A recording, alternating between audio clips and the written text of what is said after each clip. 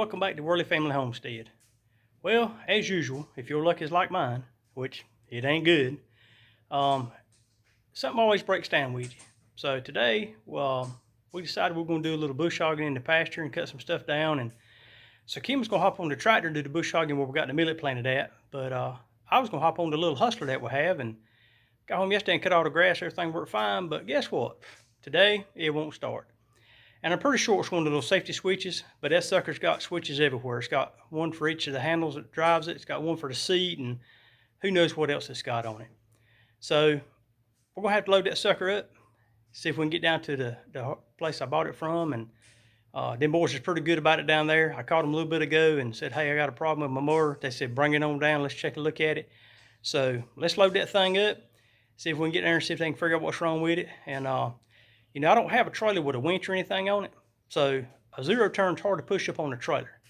So I think what I'm going to try to do is take this little tractor right here with those forks on the front, and I think I'm going to see if it'll slip up under the back of that little mower, pick it up, and let's see if I can set it on the back of that lawnmower trailer like it needs to be. Kind of save my back and make it a little easier on me. So hang on tight. Let's go there and see what we can do and get that thing loaded up and see if we can get back to work.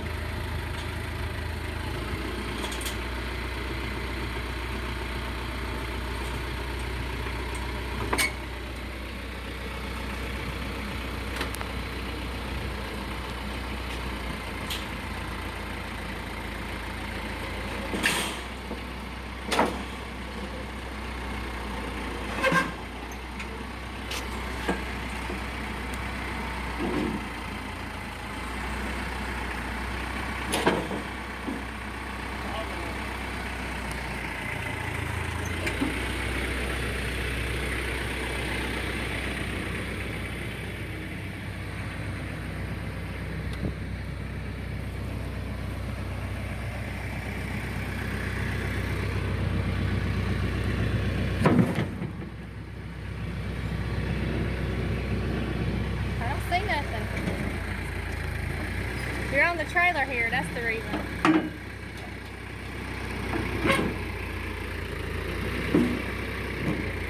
You're stuck on the trailer.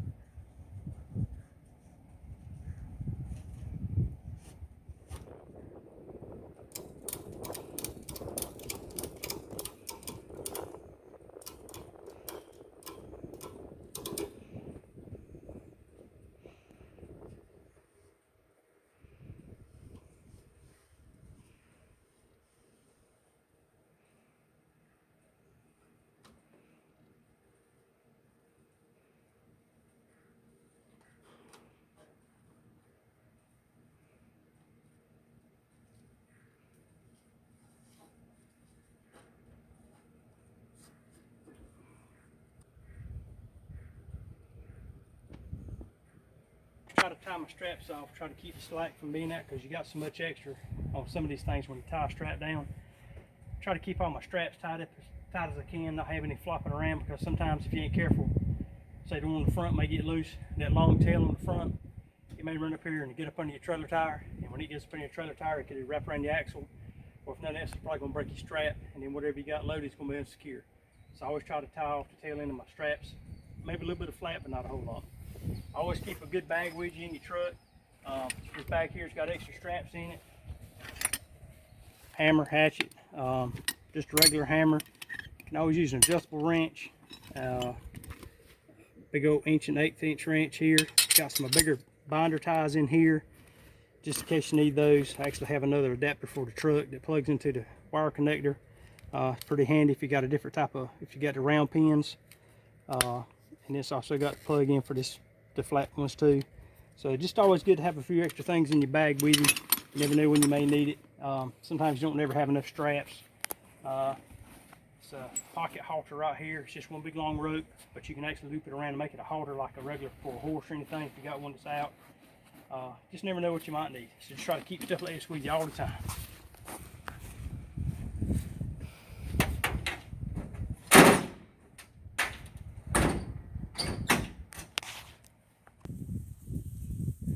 Well, anytime you have fences, you got to come keep a check on them every so often, because you never know what may happen. Fence looks really good right there, but come on down here a little bit further. Uh-oh, got a problem. Well, now let's see if we can fix this. See, I've lost 2 knobs on this post. Pushed the wire down pretty good.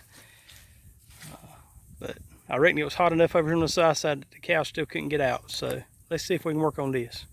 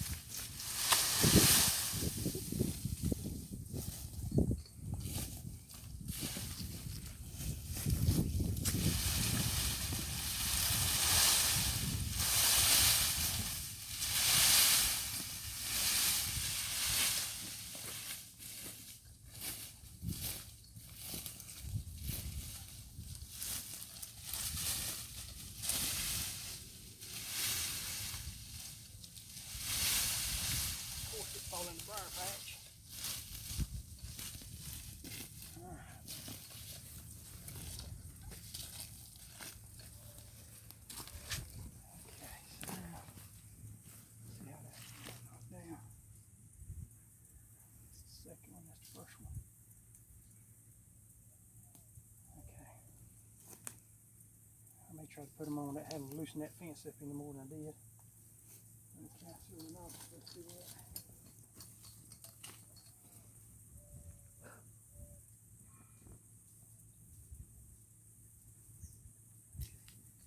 To space my knobs out, I always count these little nubs on the post. And when that limb fall on like it did, it probably knocked these, well, one knob's completely gone. I don't even know where it's at. But it may have slid the other ones down too, so I was 4 off on the next post. There's 1, 2, 3, 4. So this knob should be about right here. So I'm gonna guess that the second knob actually got knocked off, and this was the top knob, which was up here. So I'm gonna put this on there.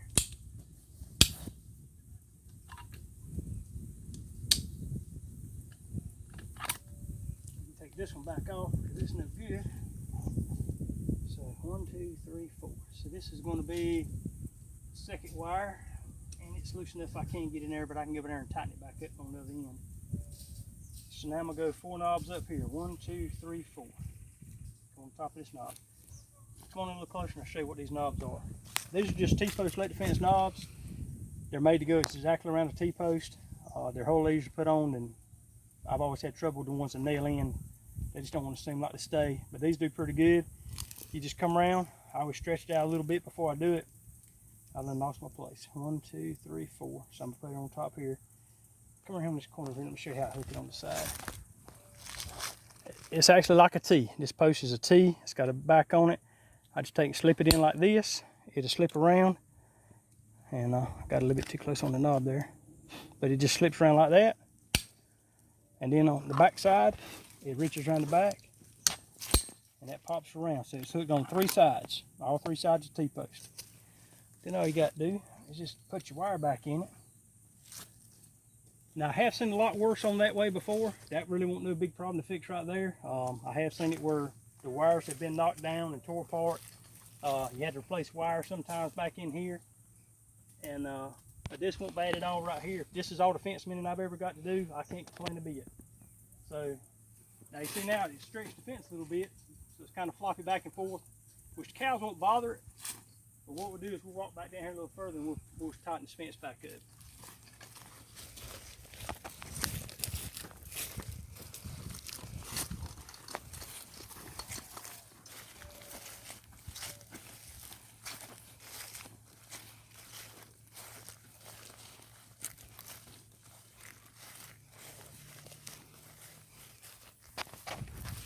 All right, these things right here are great. This fence actually floats through these knobs all the way around this whole pasture. It's nothing, there's nothing binding it up. So when something does fall on it, it does give a little bit. So that's good. So this whole fence is free floating through these knobs. Got these little things here. They actually are great about keeping your fence tight. Got a little tool here for them. All it does is it's just a little cog with a little catcher on it right there. You just take and slip it on either side of that. This little black bar in the middle catches in those cogs right there, and it's just like a ratchet. And as this fence gets a little age on it and starts getting a little saggy and starts to kind of sag down a little bit, you just tighten these little things up right here, and your fence is just tight as it was the first day you put it back up. And that's just about where it needs to be at right there for this top string. All right.